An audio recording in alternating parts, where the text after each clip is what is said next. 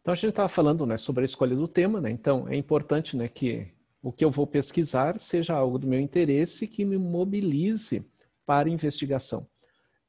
Porque eu posso, ao longo do tempo, me desinteressar, né? Se eu me desinteressar pela pesquisa, a pesquisa fica no canto e vai sendo aquele empurrar com a barriga, né? Para ver até onde ela vai, né? E se é um tema interessante, eu me mantenho ligado na pesquisa. Originalidade não é o elemento central. O elemento central é o que eu quero investigar. É isso que tem que me mobilizar, né? E eu posso trabalhar o tema, né, a partir da minha experiência de vida, de situações polêmicas que eu tenha acompanhado, reflexões, leituras, conversações, análises, debates, temas, né, que me chamem a atenção. Isso é um elemento importante, né, que me mantenham ativa ao longo de todo o projeto, né? Então, escolher o tema é o caminho que eu vou percorrer.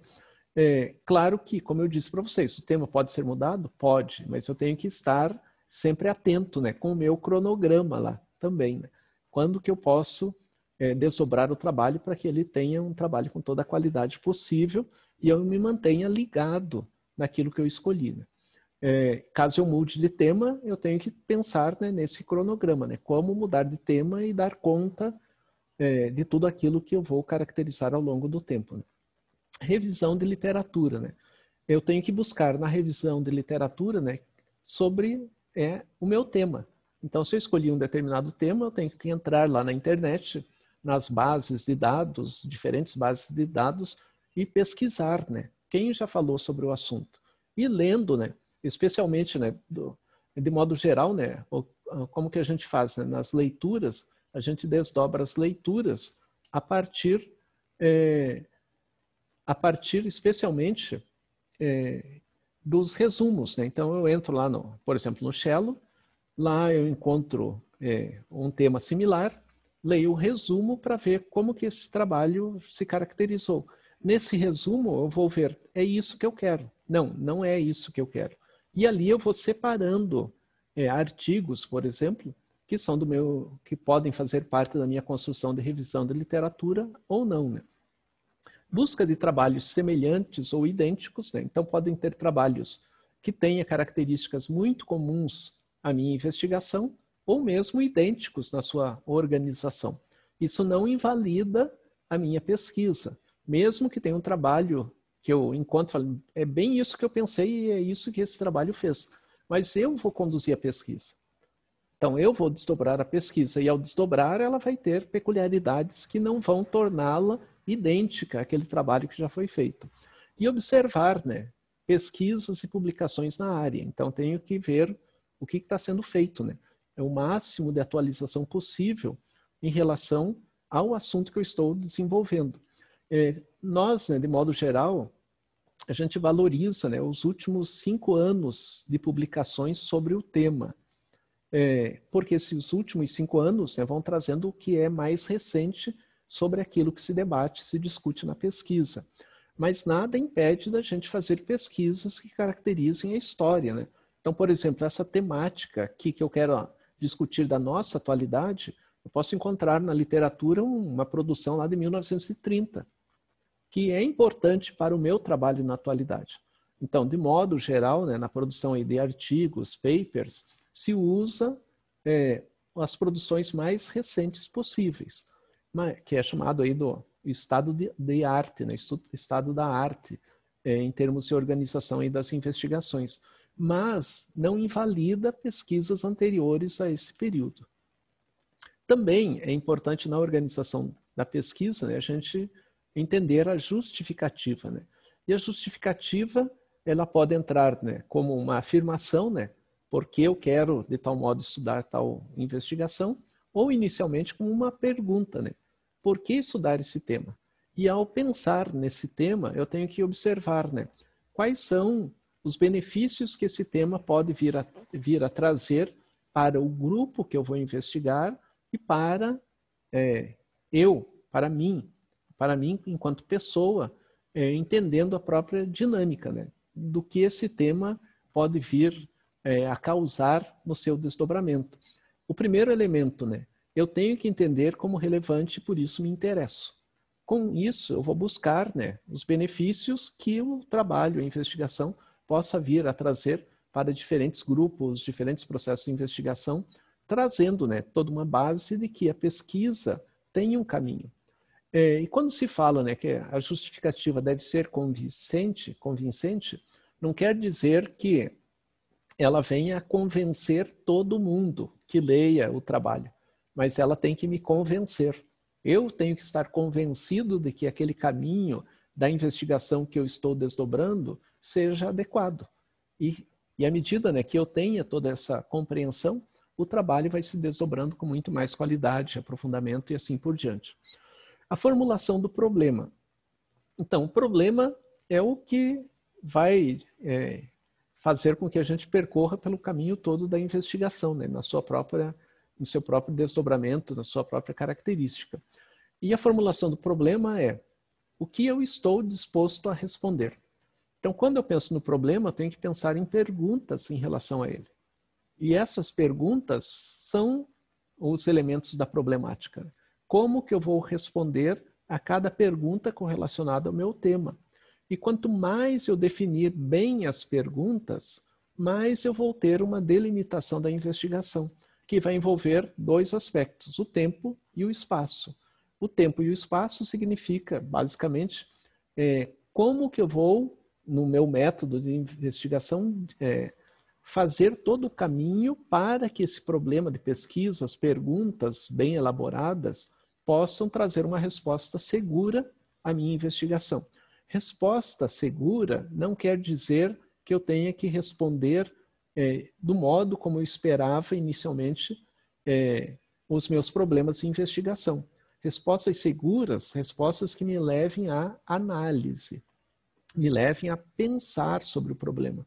E ao pensar sobre o problema, como que eu vou caracterizando cada um desses processos do seu melhor modo possível, né? E a determinação dos objetivos. O que eu quero alcançar com a pesquisa? Então, estou pesquisando esse tema, por quê? Estou pesquisando esse tema para quê, né? E como que eu vou organizar, né, de um modo adequado lá na frente esses objetivos. Esses objetivos eles vão ser explicados na análise, na discussão dos resultados.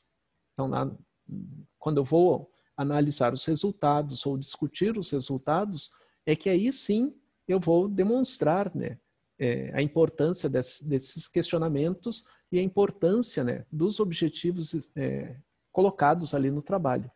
De modo geral, né, a gente tem o objetivo principal do trabalho, né, chamado objetivo geral, que é o que demonstra o propósito da pesquisa, né? Por que eu estou investigando, por que eu estou fazendo todo esse trabalho. E os objetivos específicos, eles vão estar correlacionados ao objetivo geral, sendo subdivididos, né? E ao serem subdivididos, eles dão base para os capítulos teóricos, né, na revisão de literatura. Quando eu falo em capítulos, se a gente fosse fazer uma monografia, uma dissertação, uma tese, aí sim a gente teria capítulos, capítulo 1, capítulo 2, capítulo 3, ou mais capítulos sobre a temática vinculada aos objetivos, tanto geral quanto específicos. No caso do artigo, do paper que vocês vão construir, esses capítulos, na verdade, eles não vão aparecer. O que vai aparecer são as temáticas dos objetivos, que seriam, digamos assim, ao invés de pôr capítulo 1, capítulo 2, capítulo 3, eu vou construir as temáticas dentro de um texto único. Então, coloco lá o texto e vou distribuindo o texto, vou debatendo como que, teoricamente, o trabalho se constitui e depois, na análise, como que eu vou entendendo todo o desdobramento da investigação, né? Na sua qualidade, no seu entendimento, no seu aprofundamento. Também é importante levar em conta, né, que o método ou procedimento metodológico é o núcleo central do trabalho. Muitas vezes, e vocês vão encontrar em diferentes trabalhos, o uso da expressão metodologia. Metodologia, que foi muito empregado, né, até pelo uso recorrente. Então, a gente vai numa pesquisa, está escrito lá metodologia, vai em outra, está metodologia, vai numa terceira, metodologia. A gente acaba naturalizando o próprio termo e passa a usá-lo de modo incorreto. Então, metodologia é um estudo do método. Então, quem vai fazer metodologia vai estudar os métodos, como eles são, como eles se caracterizam e assim por diante. Na pesquisa, vocês vão apresentar o método e não estudar o método. O que vocês vão apresentar é o procedimento metodológico. Como a pesquisa será desdobrada, como que a pesquisa vai ocorrer. E a partir desse desdobramento, trazendo ali as bases, né, os elementos centrais importantes para que os objetivos possam ser atingidos da melhor maneira possível. E aí a gente passa a ter algumas perguntas. Qual é o tipo de pesquisa que eu vou ter? A minha pesquisa é teórica, a minha pesquisa é de campo, a minha pesquisa é explicativa, minha pesquisa é exploratória, ou seja, eu tenho vários tipos de pesquisas e a gente vai comentar aqui com vocês e eu tenho que me definir por um tipo de pesquisa e não por vários tipos. Então, quanto melhor estiver delineada a pesquisa, melhor será o desdobramento do meu trabalho.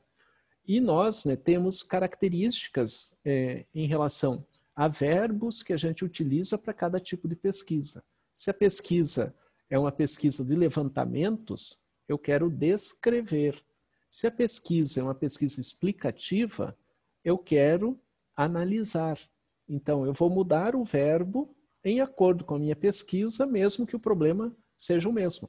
Então, se a gente tem 2 alunos, os 2 vão fazer uma pesquisa com a mesma problemática, a mesma temática. Só que um vai fazer pesquisa de levantamentos e o outro vai fazer pesquisa explicativa, a gente vai ter 2 pesquisas diferentes, por mais que o tema seja o mesmo. Por quê? No procedimento, a gente vai ter caminhos distintos. Numa pesquisa de levantamentos, eu vou usar muito gráficos, tabelas, aplicação de testes. Numa pesquisa explicativa, eu vou trabalhar muito mais com entrevistas, diretamente com as pessoas, né, buscando entender como elas pensam. Vou trabalhar com análise do discurso, é outra forma de entendimento e de desdobramento dos resultados. Também é importante no método, né? Qual o universo da pesquisa? Né? Eu vou entrevistar. Oi? Alguém quer comentar alguma coisa? No universo da pesquisa, eu vou entrevistar homens, vou entrevistar mulheres, vou fazer uma pesquisa sobre gênero, vou fazer uma pesquisa que envolva, por exemplo, um universo homoafetivo, ou seja, eu vou ter que desdobrar quem eu pretendo investigar e quantas pessoas. Então, por exemplo, numa pesquisa de levantamentos, eu quero ter 100 pessoas respondendo a um questionário. Eu tenho que distribuir no mínimo 300 questionários para ver se chego a esse universo de 100 pessoas. Porque se eu distribuir 100 questionários, talvez eu tenha 30. Digamos, eu estabeleço que vou distribuir o questionário durante 3 meses. No final do 3º mês, eu tenho que ter um universo de 100 pessoas. Mas se eu distribuir 100 questionários, talvez lá no 3º mês eu tenha 30 e não os 100. Ou seja, já quebrou o próprio método daquilo que eu caracterizei na investigação. Agora, se eu quero ter as 100 pessoas, eu tenho que distribuir pelo menos 300 questionários. Distribuindo os 300, se eu tiver 110, eu vou analisar os 110. Se eu tiver 100, eu vou analisar os 100. Se eu tiver 80, minha pesquisa já está prejudicada. Porque dentro da construção daquilo que eu estabeleci como universo importante, ele já não responde àquele universo. A pesquisa já ficou fragilizada, digamos assim. Então, eu tenho que estabelecer o universo de forma adequada. Esse universo, né, por exemplo, eu posso ter como universo 5 pessoas. E vou fazer uma pesquisa explicativa. Então, diante dessas 5 pessoas, eu vou coletar os dados para entender melhor determinado problema. Mas essas 5 pessoas, eu vou estar junto com elas. E eu vou ter esse universo necessário para a minha pesquisa. Então, eu estabeleci isso anteriormente e se concretizou na realização da pesquisa. Né? O uso da amostragem. Né? Então, a gente usa a amostragem na pesquisa. Seja uma amostragem simples, seja uma amostragem aleatória, seja uma amostragem por conglomerados, independentemente da característica da amostragem, ela vai fazer parte do grupo que eu vou investigar e como que eu vou investigar esse grupo de pessoas. Também na amostragem pode ser a seleção de artigos. Então, vou fazer uma pesquisa teórica. Nessa pesquisa teórica, quantos artigos eu pretendo investigar no mínimo para que a minha pesquisa tenha qualidade? Eu estabeleço esse universo também no desdobramento da minha investigação. Instrumentos, né? Os instrumentos, como eu comentei com vocês, a gente vai usar questionário, a gente vai usar entrevista, fazendo uma pequena distinção. Entrevista é eu diante da pessoa fazendo perguntas a ela e ela me respondendo. Eu vou fazendo os registros ali, tanto escrito como em áudio, vídeo e assim por diante. O questionário eu entrego para a pessoa e a pessoa, por ela mesma, ela responde. Então, há um auto-preenchimento do questionário. Então, a pessoa vai respondendo as perguntas que são colocadas ali no questionário. Eu posso fazer tanto numa entrevista perguntas abertas como perguntas fechadas. Então, estou diante da pessoa e faço perguntas fechadas, né? Em relação a tal tema, você concorda, discorda? E a pessoa responde, concordo, e eu faço o X ali. É uma entrevista com respostas fechadas. O questionário pode ter tanto respostas fechadas quanto respostas abertas, em que a ênfase é o preenchimento por parte do próprio pesquisado. Então, eu posso usar entrevista, posso usar questionário, posso usar os dois no trabalho, eu posso aplicar testes. Os testes, né, eu posso aplicar testes padronizados ou posso criar um teste. E para dar validade a esse teste, eu tenho que aplicá-lo como um teste piloto. E fazendo o teste piloto, né, que quer dizer, eu faço um pré-teste e analiso se esse pré-teste deu conta daquilo que eu estou investigando, se tem qualidade ali nesse processo investigativo. Mas para isso, né, vai ter toda uma especificidade do modo como eu constituir e construir esse teste. Ele não vai ter o reconhecimento de um teste já estabelecido. Claro que esse teste que eu crio pode vir a se tornar uma referência, mas inicialmente não, né? É um teste que eu criei, fiz o pré-teste para validá-lo e fui em frente, né, para ver como que ele se constituía. Também, como que os instrumentos de pesquisa são constituídos, né, como eles são caracterizados, e aí eu vou apresentando, né, cada um desses elementos, né, de instrumentos, né, o questionário, a entrevista, uso de testes ou outros meios que eu possa vir a ter para, diante dos sujeitos, ter as informações necessárias. Também, né, a tabulação de dados. Como que eu vou tabular os dados, né? Eu posso tabular os dados através de tabelas, através de gráficos, né, como, por exemplo, código de barras, e posso também a partir do discurso proferido pelos indivíduos, que é a análise do discurso. Então, ao invés de fazer uma tabela, um gráfico, eu pego a própria fala das pessoas, usando o SIC, né, S-I-C, né, que é a fala literal das pessoas, e com isso faço uma análise sobre o modo como elas entendem determinados problemas, né? Eu devo indicar no método como que esses dados serão analisados. O que quer dizer? A teoria que vai explicar a análise das informações. Então, se, por exemplo, eu sigo uma teoria A, eu tenho que fundamentar dentro dessa teoria como que eu entendo aquelas informações. Que se, por exemplo, fosse com uma teoria B, pudesse entender aquela mesma pesquisa com dados, com análises diferentes. Então, eu posso ter um caminho de pesquisa similar, mas quando eu vou definir a forma de interpretar os dados, analisar os dados, dependendo da teoria que eu vá utilizar, esses dados vão ser entendidos de modos distintos. Então, pegar, por exemplo, né, em fundamentação fenomenológica, filosófica fenomenológica, as pesquisas elas se dão muito mais no modo como eu entendo um problema. Então, é o próprio pesquisador fazendo as suas reflexões, tentando entender, numa valorização subjetiva, o que é aquele problema. Numa pesquisa positivista, na filosofia positivista, o que vai me importar são os dados objetivos da análise. Então, funciona ou não funciona? Deu certo ou não deu certo? E é isso que vai explicar aquele fenômeno investigado.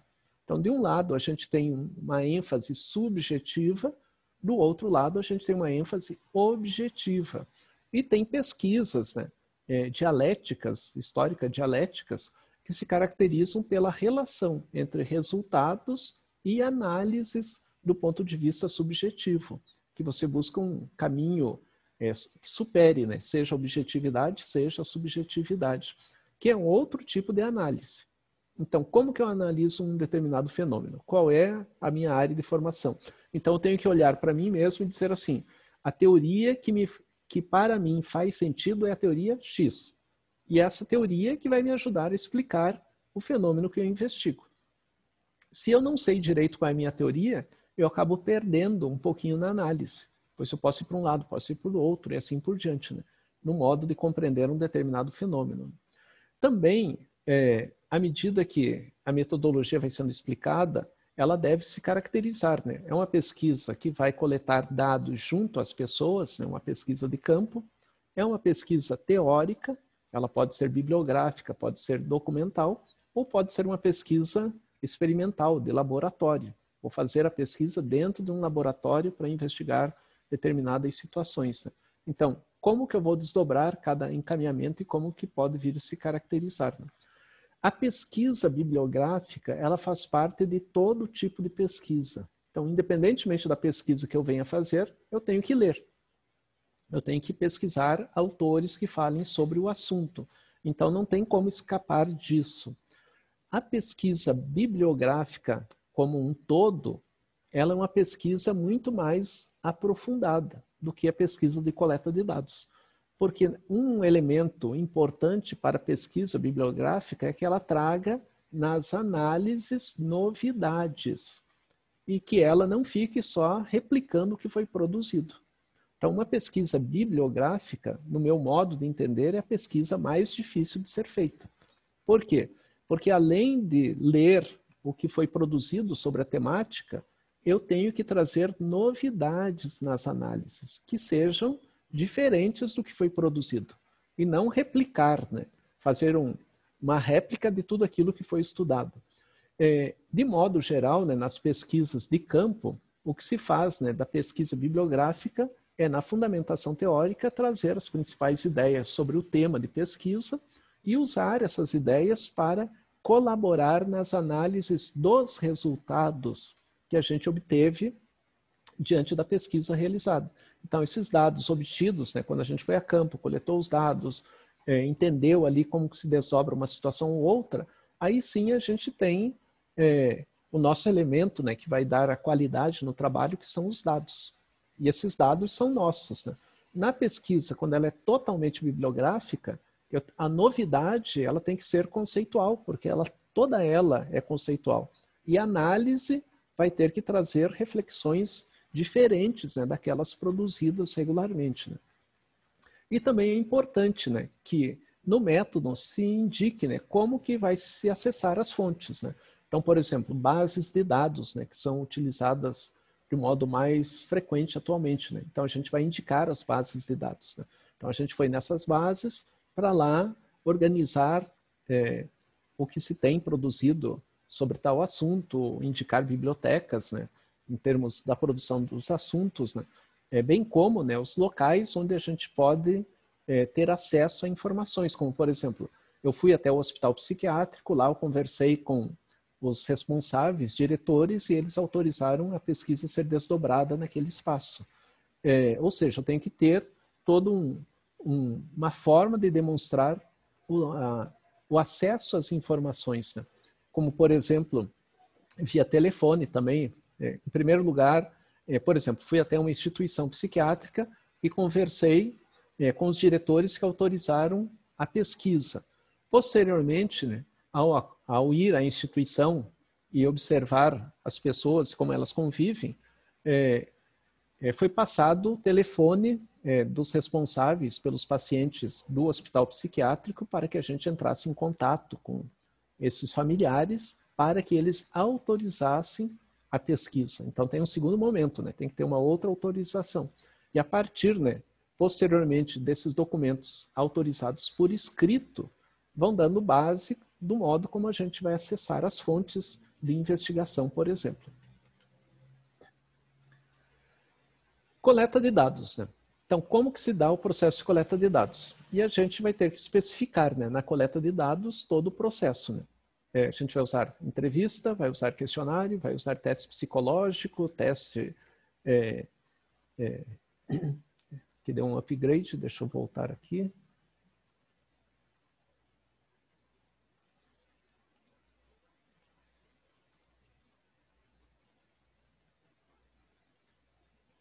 Então, voltando.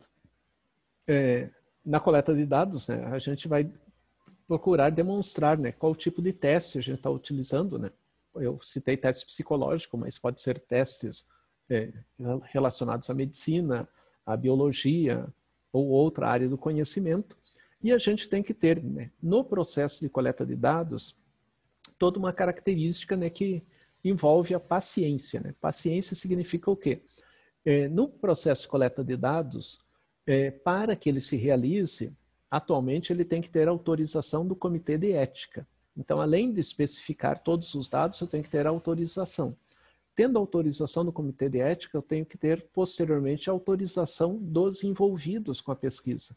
Então, por exemplo, eu tenho que ter o termo de consentimento livre esclarecido da instituição, dos responsáveis, por exemplo, nesse caso, o hospital psiquiátrico, da instituição psiquiátrica, dos responsáveis pelo paciente na instituição psiquiátrica, bem como um termo de anuência, que pode ser respondido pelos pacientes, em que eles dizem que estão aptos a participar da pesquisa.